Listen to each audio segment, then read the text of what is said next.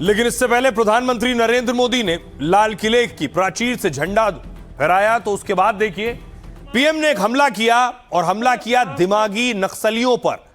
घसीटने के लिए हिंसा अराजकता के वो रास्ते खोज रहे हैं, समाज को गलत राह पर घसीटने के लिए भांति भांति के दांव कर रहे हैं। इन दिमागी नक्सलियों को पहचानना होगा।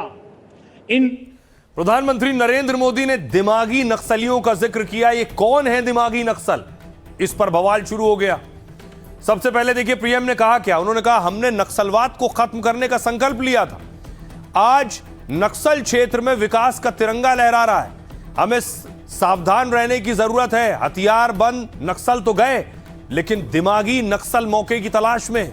ये हिंसा अराजकता फैलाने के नए रास्ते खोज रहे हैं। इन्हें युवाओं को भटकाने से बचाना होगा। इन दिमागी नक्सलियों को पहचानिए और समाज में इन्हें पूरी तरह से अलग थलग करें। इस पर अखिलेश यादव ने कहा यह सरकार की हताशा और सियासी फायदे की कोशिश है। सरकार अपने खिलाफ उठने वाले हर वैचारिक विरोध को दिमागी नक्सल का नाम देकर कलंकित करना चाहती है। पी चिदंबरम ने कहा मुझे दिमागी नक्सल होने पर गर्व है। किरण रिजिजू ने कहा दिमागी नक्सल उन लोगों को कहा गया है जो माओवादियों के समर्थक हैं, भारतीय संविधान को नहीं मानते, आर्टिकल 370 का समर्थन करने वाले लोग हैं। संजय राउत ने कहा दिमागी नक्सल जैसे शब्दों का इस्तेमाल केवल देश के असली मुद्दों से जनता का ध्यान भटकाने के लिए किया जा रहा है। रविशंकर प्रसाद ने कहा जो लोग समाज में छुपकर अशांति अराजकता फैलाते हैं, देश के विकास को रोकना चाहते हैं, वो दिमागी नक्सल हैं। नक्सलियों को सही बताने वाले दिमागी नक्सली हैं। ऐसे तत्वों को पहचान कर देश से पूरी तरह खत्म किया जाएगा। सौरभ दास सीजेपी के प्रवक्ता हैं। उन्होंने कहा आप पढ़े लिखे नौजवानों को नक्सली कैसे कह सकते हैं सिर्फ इसलिए कि वो आपकी सरकार पर सवाल उठाते हैं। बदलाव की घंटी बज चुकी है, जागने का समय आ गया है। सुनिए पीएम मोदी के बयान के बाद सियासी घमासान शुरू हुआ। सुनिए क्या कह रहे हैं। जंगलों में हमें हथियारी नक्सलों का खात्मा बुलाने में, उस संकट से देश को मुक्त कराने में सफलता मिली है, लेकिन हथियारी नक्सल तो गए, लेकिन दिमागी नक्सल मौके की तलाश में है। हिंसा अराजकता के वो रास्ते खोज रहे हैं, समाज को गलत राह पर घसीटने के लिए भांति भांति के दांव कर रहे हैं। हिंसा अराजकता के वो रास्ते खोज रहे हैं, समाज को गलत राह पर घसीटने के लिए भांति भांति के दांव कर रहे हैं। इन दिमागी नक्सलियों को पहचानना होगा।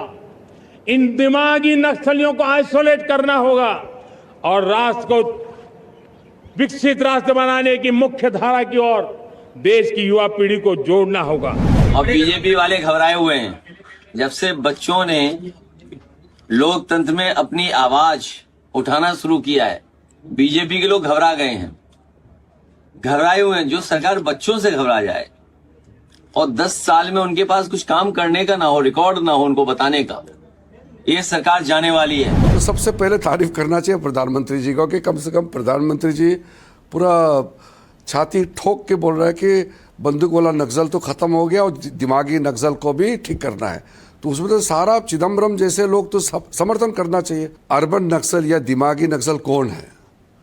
जो कश्मीर को भारत से अलग करने के लिए बात करते हैं, ऐसे टुकड़े टुकड़े गैंग के लोग तो अर्बन नक्सल है। यही तो दिमागी नक्सल है। बहुत दुर्भाग्यपूर्ण कमेंट है ये प्रधानमंत्री का। प्रधानमंत्री को ऐसे शब्द तो देश के युवा के लिए नहीं यूज करना चाहिए। दिमागी नक्सल मतलब कि आप मान रहे हो कि ये दिमाग वाले लोग हैं। दिमागी नक्सल का मतलब क्या होता है? वो लोग जो दिल्ली, मुंबई, पटना, कलकत्ता के एसी कमरे में बैठते हैं और माओवाद की विचारधारा को खाद पानी देते हैं। एक तस्वीर प्रधानमंत्री नरेंद्र मोदी की तरफ से जारी की गई। यह तस्वीर ठीक लाल किले जाने से पहले प्रधानमंत्री क्या कर रहे थे अपने आवास पर, वो देखिए जरा। ये आप देख रहे हैं पीएम मोदी मोरों को दाना दे रहे थे और खास गाय जो उनके यहां पली हैं उन्हें भी खिला रहे थे।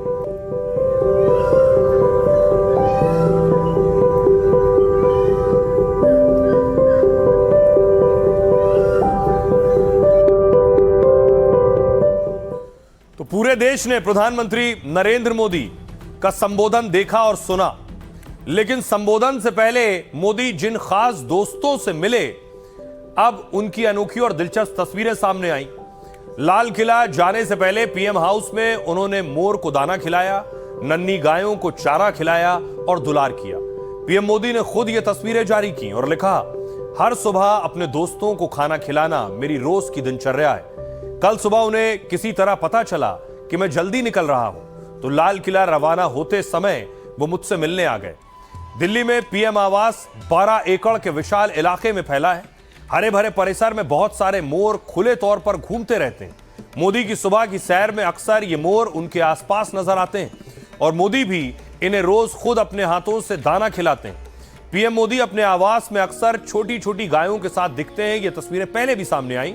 कभी वो अपने हाथों से उन्हें चारा खिलाते हैं तो कभी पुचकारते हैं, दुलराते हैं। ये बेहद खूबसूरत और दुनिया की सबसे छोटी नस्ल की गाय है जो आप देख रहे हैं। इनकी खासियत आपको बताऊं, पुंगनूर दुर्लभ और बेहद खास नस्ल की गाय है। इनकी ऊंचाई महज 2 से 3 फीट के बीच होती है।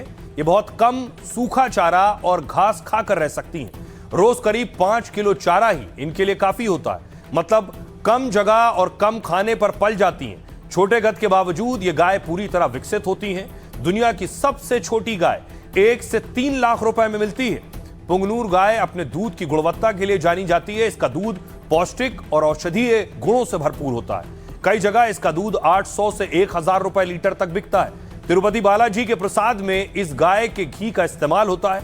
2 साल पहले पीएम आवास में इस नस्ल की एक बछिया का जन्म हुआ था। पीएम मोदी ने उस नन्ही बछिया का नाम दीप ज्योति रखा और गोद में लेकर मोदी ने उसके पूरे घर की उसे सैर भी कराई थी। प्रधानमंत्री नरेंद्र मोदी ने इससे पहले पशु प्रेम पर क्या बयान दिया था, सुनिए जरा। मैं पिछले दिनों कुछ एनिमल लवर से मिला था। क्यों? आपको हंसी आ गई? हमारे देश में ऐसे बहुत लोग हैं और विशेषता है कि ये गाय को एनिमल नहीं मानते।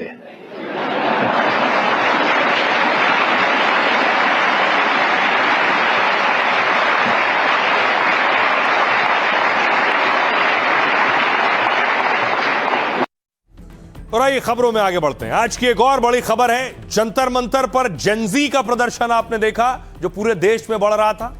जेनजी के बाद अब जेन अल्फा का हल्ला बोल है। ये जेन अल्फा क्या है आपको बताऊंगा, लेकिन पहले देखिए ये जो बच्चे जो स्कूल में पढ़ते हैं वो प्रदर्शन कर रहे हैं। मध्य प्रदेश के उज्जैन में देखिए बच्चियां प्रदर्शन कर रही हैं।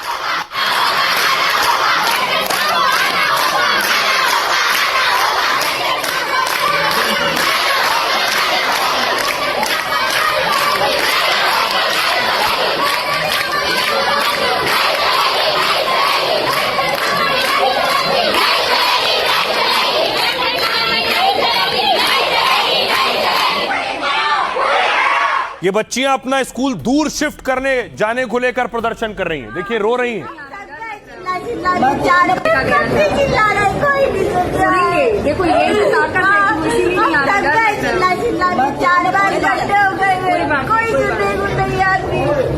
तो उनके लिए शर्म की बात है ना। बच्चों को बेटी है, मैं मुंह उतार के कोई सुनने कोई तैयार नहीं है। हमारे भविष्य के साथ खिलवाड़ हो रही है मैम।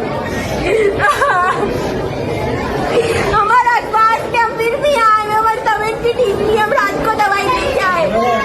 कोई सुन ही नहीं रहा है। थोड़ा शर्म करनी चाहिए यार। लड़कियों की शिक्षा पे, उनके अधिकार पे बात आई है तो जनता बोलेगी और आज जनता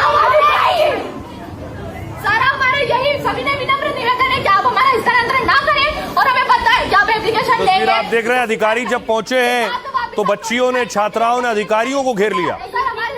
हमें लिखित में चाहिए, हमें पूरा पक्का प्रूफ चाहिए और हमें चाहिए मतलब चाहिए, हमें सरेंडर नहीं होना चाहिए। सर आप अगर ज्यादा करेंगे, हमारा सरेंडर नहीं करेंगे तो हमें स्वयं आत्महत्या करने में निर्भर करना पड़ेगा सर आपको।